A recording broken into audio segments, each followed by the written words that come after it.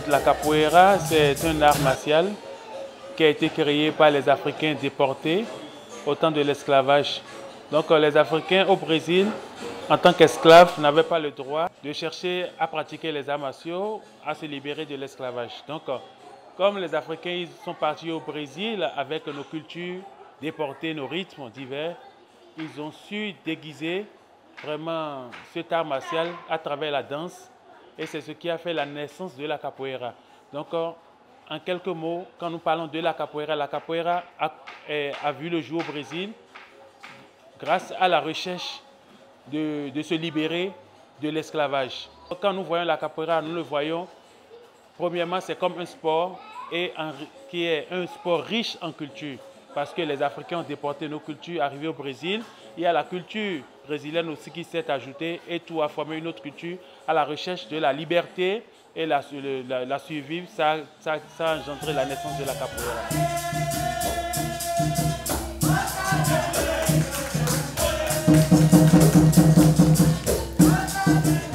Les moments forts qui marquent la pratique de la capoeira sont par exemple l'interdiction parce que lorsque les Africains voulaient se libérer de l'esclavage, ils n'avaient pas le droit d'abord de pratiquer les arts martiaux directs de l'Occident.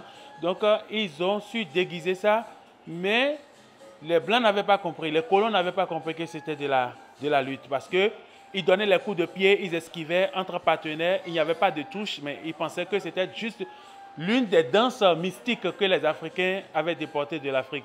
Donc après, lorsque les révoltes ont commencé, ils ont utilisé la capoeira pour se libérer et dans beaucoup de fazendas d'esclavage. Vous voyez, c'est là que les Blancs, les colons ont compris que voilà, c'était une arme vraiment pour se libérer, pour créer vraiment la rébellion. Donc lorsqu'ils avaient su que c'était une arme, ils ont mis là l'interdiction de la pratique de cet art. Parce que la capoeira a connu pendant plusieurs années une répression. Par exemple, c'était mis dans le code pénal au Brésil qu'on ne devait pas voir les capoeiristes sur la route.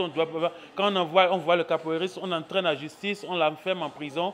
Donc on n'avait pas le droit de pratiquer la danse. Ça veut dire déjà que la capoeira était un mouvement dangereux, un exercice, une pratique dangereuse à cette époque. Et parce que les Africains, à cause des maltraitances, des coups de chicotte, de lapidation, de la traque, parce qu'ils traquaient les esclaves, les fugitifs. Donc il fallait trouver un moyen vraiment pour se libérer de l'esclavage. Et ce moyen-là, c'est à la taille du danger que les Africains vivaient en ce moment au Brésil. Celui qui ne connaît pas la capoeira, l'ignorant, qui voit la capoeira, dit ah, ils sont en train de danser, c'est une danse, il y a le rythme, alors que ce qui est caché au fond, c'est vraiment de la guerre. C'est une danse de guerre, au fait. Ce n'est pas une simple danse. Il faut dire, ah, il est en train de danser cette danse, c'est une danse de la guerre. Donc au Brésil, voilà, après le code pénal est rentré dans la capoeira et ça a failli faire disparaître la capoeira parce que au Brésil, on ne voulait pas tout ce qui est né, au fait aussi des Africains. On veut dissoudre tout ce qui est né des Africains. Donc voilà, la capoeira a su résister. C'est l'un des mouvements qui a su résister durant tout le temps et il y a eu des grands capoeiristes qui ont lutté sans armes, qui ont lutté, qui ont été à la guerre, parce que la guerre de Paraguay avec le Brésil s'était déroulée sur l'île de Paraná. Donc c'était l'intention, on a envoyé les capoeiristes forcés à la guerre. Donc d'autres sont partis volontairement, mais beaucoup sont partis forcés. Donc quand ils sont partis, ils sont revenus avec la victoire. Il y a des temps même au Brésil où le Brésil a connu la guerre, ils ont fait appel à des mercenaires pour venir faire la guerre avec eux, alors que les conditions qu'ils avaient promis aux mercenaires au Brésil n'étaient pas les mêmes. Donc ces mercenaires ont commencé vraiment pas à faire du mal, couler le sang des Brésiliens.